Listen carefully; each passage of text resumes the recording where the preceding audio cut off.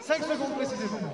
5, 4, 3, 2, 1, 0. Magique. Après une intersaison un petit peu compliquée, mais qu'on va s'efforcer d'oublier, on est très heureux de se retrouver pour une ouverture de la station en lumière et en musique.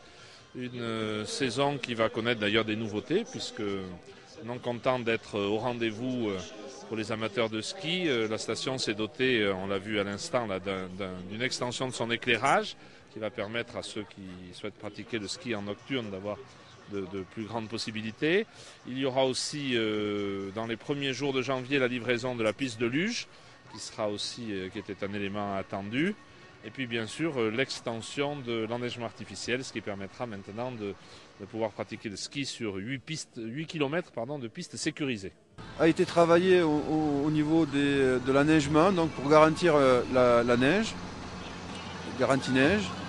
L'enneigement artificiel, donc une vingtaine de canons supplémentaires ont été installés et sur 20 km.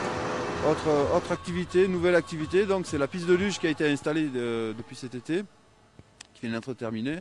Piste de luge qui devrait être exploitée l'hiver et l'été et qui est une nouvelle activité donc sur la station. Ensuite, un stade de slalom éclairé et l'éclairage d'une piste familiale pour une activité de ski de nuit qui est aussi nouvelle. Aujourd'hui, la SEM Super Lurent Développement a repris en main les destinées de la station.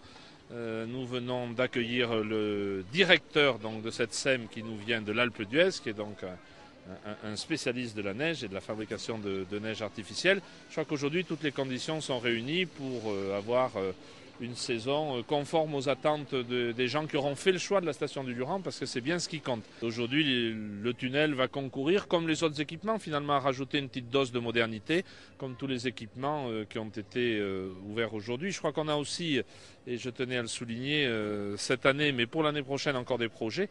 On a investi un peu plus de 2 800 000 € sur l'année écoulée.